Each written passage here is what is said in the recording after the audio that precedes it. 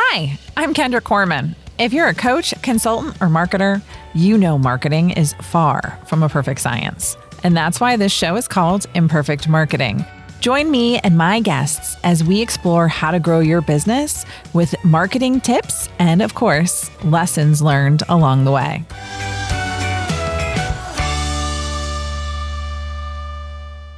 Hello, and welcome back to another episode of Imperfect Marketing. I'm your host, Kendra Corman, and I am really, really excited. I was super excited when I got an email about Sena Wheeler, who is the founder of SenaC.com. Okay.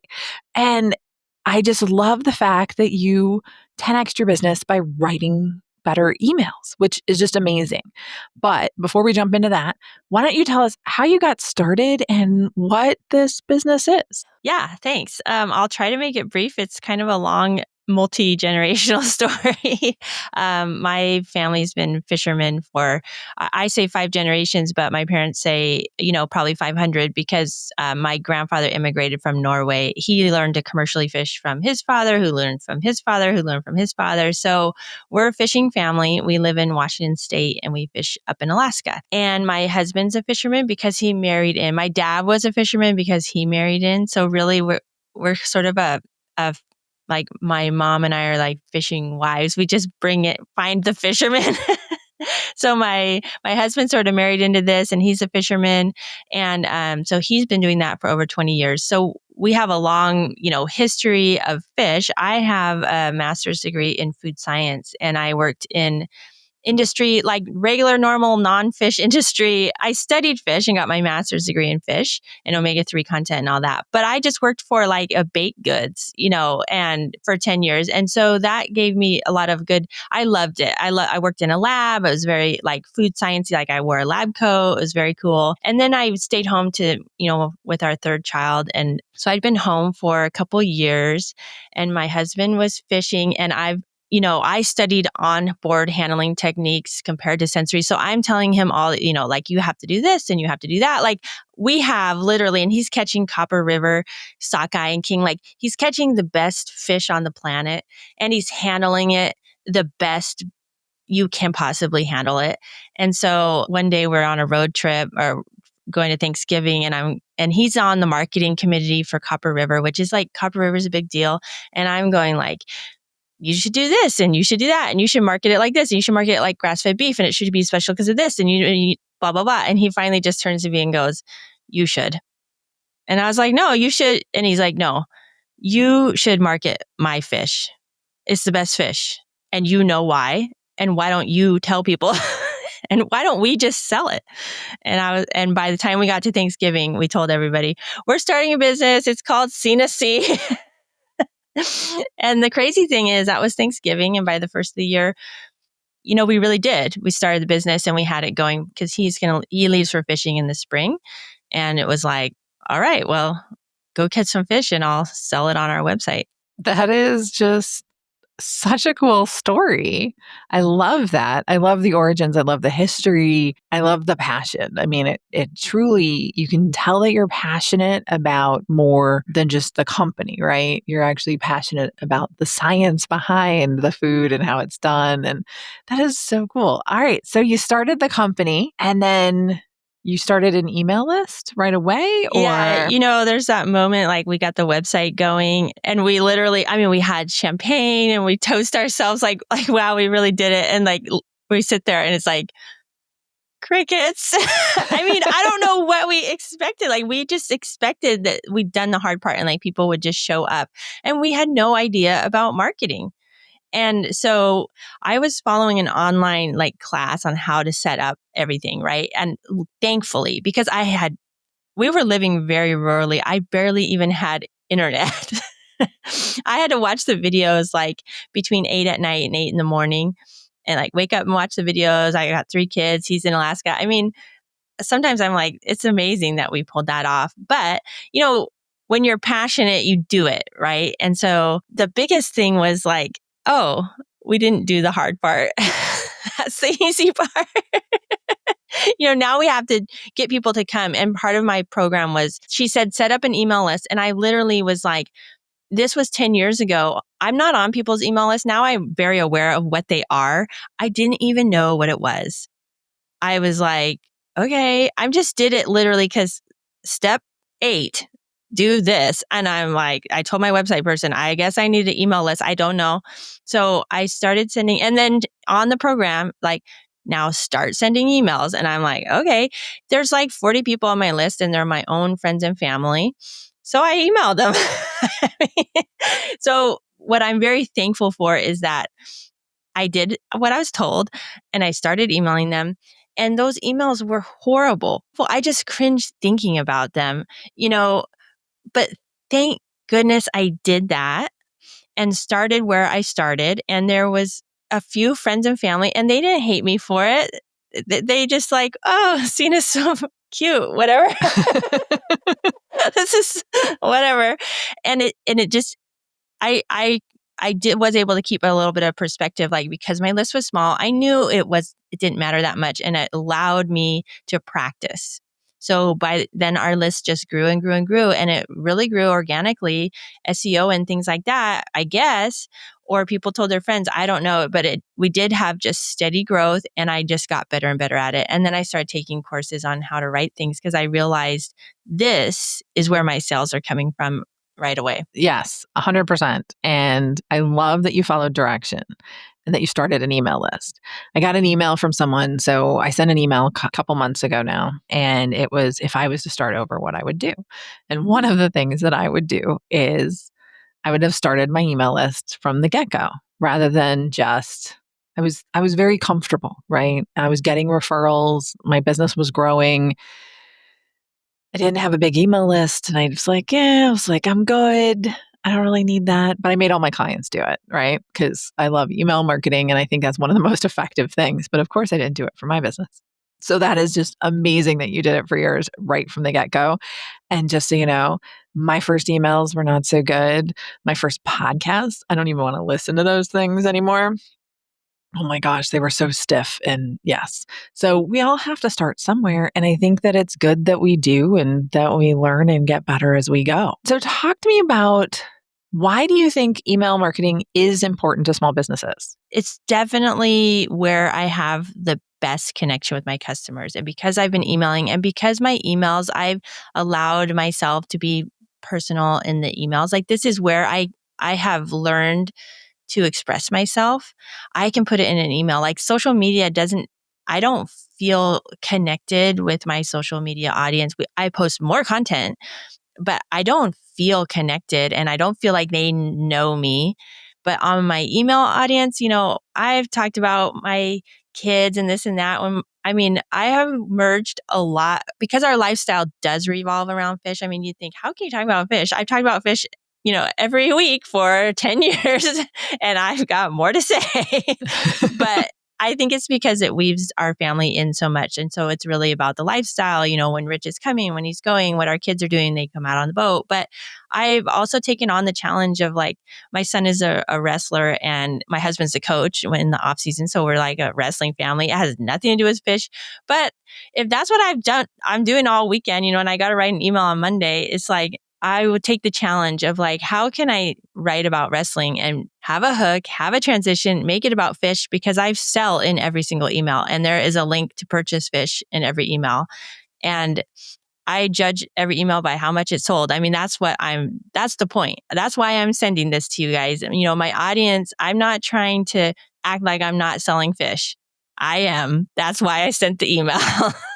So I think that's part of it too, is having the confidence to just, yes, I am selling you something. I'm going to tell this fun story. We're having a great time. I'm going to transition it and I'm going to sell fish, and I feel fine about that. And I don't think there's anything wrong with selling in every email. I have people that are uncomfortable selling. You can still build a connection and have some people not buy. It doesn't have to be a hard sell on every email, right? Exactly. You can make that connection. It doesn't have to be boring. It doesn't have to be, here's the 5 reasons you should buy from me today. So that's part of what I have taken that challenge of, like I use the wrestling, but it's like, well, how do I write a fun story and, make it work? And that's kind of the challenge, but it's, writing about your life or being authentic. I've had times that last year, it was my son again, he was graduating, but we had graduation right at the same time of our Copper River salmon opener. And we have all these pre-orders. And I mean, there's, we didn't get all the fish in time and things were just like not going perfect.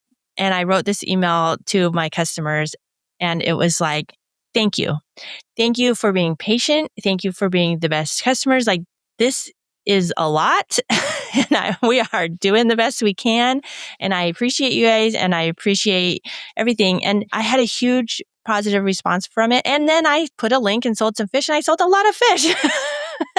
And so I think that, having that connection and going ahead and writing, they understand and get to know you, but always going ahead and putting that link in there. I think of it this way too, is when my friends talk about something that they really like, the first thing I say to them is send me the link. Like I want to buy it and I want you to make that easy for me. And when they send me a text with the link, I'm very appreciative because they just saved me a bunch of time to go and look for it. So I feel like if I'm going to talk about fish and then not put a link in, that's almost like rude. That's almost like, now go find it for yourself, So I think of it as a time saver. And a nice thing to do is to put a link to your products. It definitely is a time saver. And there are people who want to buy your product, right? So just because you're emailing them and building that relationship, again, that selling piece doesn't have to be hard. You're making it convenient because you have something that they want or need. And I think that that's really important to keep in mind. And I love how you phrase it that way, that, hey, you're helping them by including that link. So we talked about the fact that you don't want to read your early emails, and I'm right there with you. I changed email system, so I don't ever have to see that again. How do you get more comfortable writing and creating that? Because that's not easy, what you're saying to do, to create a connection between wrestling and fish. Right. I think just doing it, honestly. Just taking the time to do it. And then I've also worked at it. So I've taken some courses on copywriting. So I've, incorporated some of that and I've found that, when I incorporate some of this, like I can do better, I can write better, so it's this actual skill. And then through that experience of like taking some copywriting courses, I now follow copywriters and I'm on their email list and I receive their emails and I read them. And so I actually, just from reading other people's emails, that people that do a really good job, I think that can be kind of inspiring. It's like, you're not going to do the exact same thing, but you're hearing their tone, you're seeing the way they're writing, and that can help a lot. So I think just putting a little bit of effort into the world of copywriting and following some experts and reading their stuff can make a real big difference. Yes, I had a copywriting coach, I think last year now.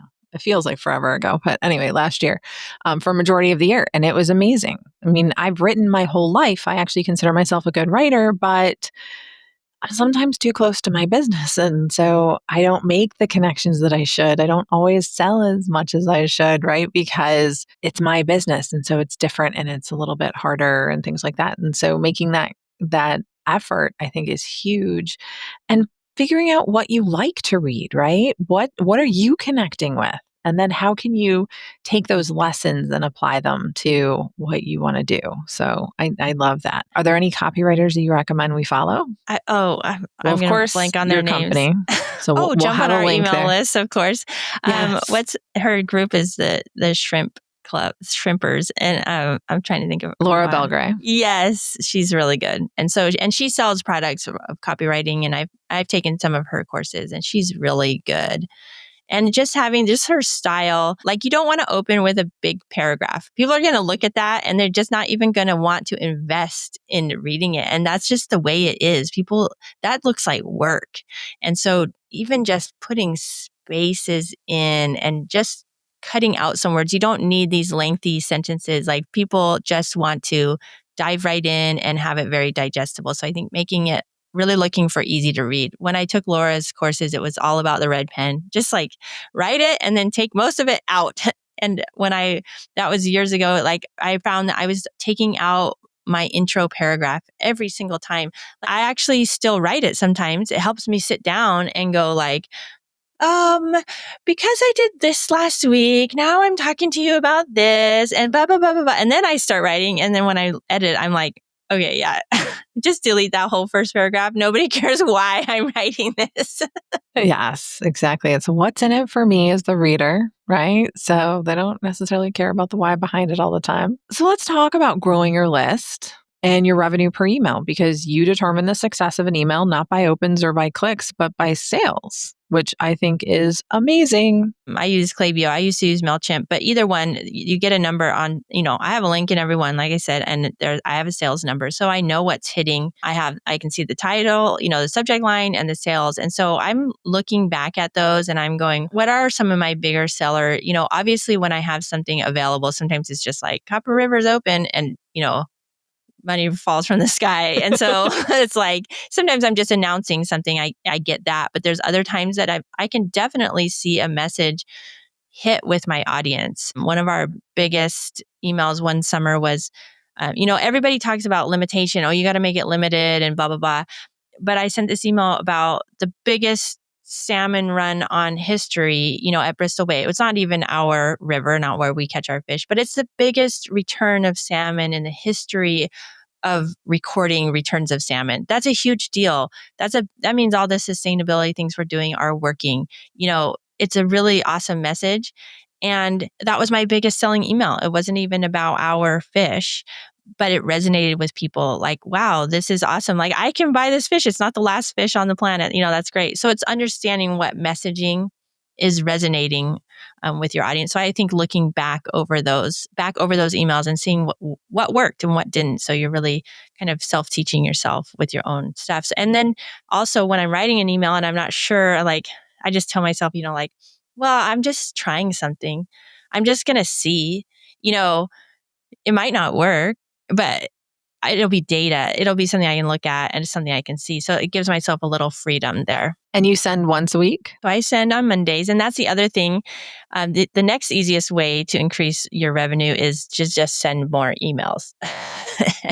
I know. I mean, shocking. It doesn't cost you anymore to do it. When I first started, I just sent like a couple times a month, and it took me a couple years to really be like, okay, I'm going to send an email every Monday, and that's my thing, and I'm going to do it every Monday. And I still missed a few, but now I do a monthly giveaway. So if you're on the list, you're eligible for the $50 coupon giveaway, and that's one email a month that is very easy to write. It's already written. I just changed the name. And so that's my freebie for myself. So I put it wherever I want it. It doesn't matter what time of the month it's on. I put it when I'm going to be busy. I get like a done for you email that week. And so that's really, that helps me just manage my own schedule and like, I'm going to be busy. It's giveaway week. And so, I mean, if there's two in a row, there's two in a row, or whatever. But so I do once a week. And then a year ago, I added Fish Fridays. So it's just a recipe. It's no story. I include a recipe. I see it as like value to the customer. And then I, of course, include a link for that fish that's in the recipe. So to purchase, but there's no hard sell. It's just a recipe and then a link to the fish with a description of the fish. I also send that to my most engaged audience. So the people that are already reading my emails and enjoying my content. So that helps because I get really good open rates, which my service provider's like, oh, wow, you have really good open rates. So people open it. And then sometimes I have more purchases on that one than my Monday email.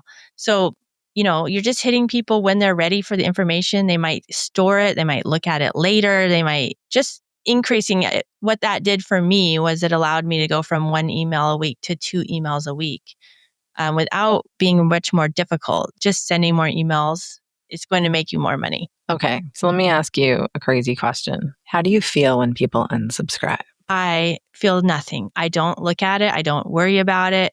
It's not for me. That means they weren't going to buy. I pay for subscribers on my list. I don't want non-buyers. So if people aren't going to buy, then they can just get off. And that's just been like a mindset. You have to go there. I love that mindset because yes, if I personally know the person, it tugs at my heartstrings, but they weren't going to buy. I don't need to be wasting my time sending them emails. They don't need to be wasting time deleting my emails, right? Having that narrowed list really does help, right? Because you actually get more revenue, right? And higher open rates and higher click rates, and everything goes higher as a percentage size of your list when the people that aren't the right fit get off of that list, which I think is just so important. And I love that you just don't even look at it. It doesn't even bother because you can't, right? And I know that some people are like, oh, I can't send that often because people will unsubscribe.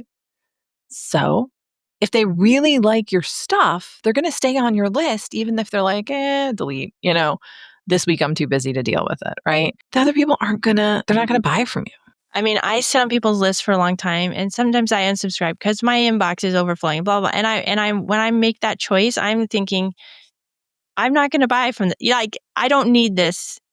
I'm making that choice. So I would say don't worry about it. And what's way more important than that, because if you did a really passionate email, maybe you'll get some unsubscribes, but you might get some people passionately loving what you're saying, which is more important. But the numbers to watch are not the unsubscribes. I literally don't even look, but your list needs to be growing all the time.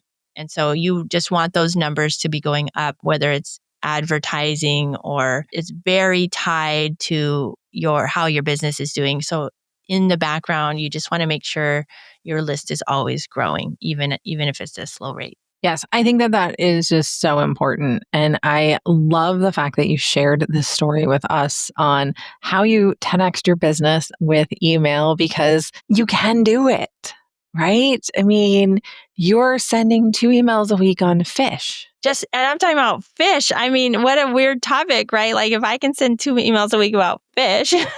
Right. So I think that there's just so much opportunity there. I love that you took that creativity and took building your email list seriously, because email is not dead. Email is still one of the highest, if not the most effective and efficient way to communicate with people. And there are people that have opted in to get your emails, which is amazing. So I think that there's a lot of value here, and I really appreciate everything that you shared today. But before I let you go, I do have to ask you the question that I ask all of my guests, and that is, this show is called Imperfect Marketing because marketing is anything but a perfect science. What has been your biggest marketing lesson learned? What's interesting is I never thought of myself as a writer. And in fact, I mean, I don't even like to write in birthday cards. Before I started this business, I still don't really. I would make my husband do it. I never thought of myself as a writer. And it was, a couple years into the business when I had to really make the shift and realize that owning a small business, you're a writer. You are a writer. You have a website. You are writing, you're doing copywriting. I mean, you have an email list, you're emailing your customers, you're doing social media. All of that is writing. Just, lean into it. And it was when I said to myself, okay, I'm a writer. Like, this is a skill in my business, that it made a huge difference. I love that. So for all of you listening, you are writers.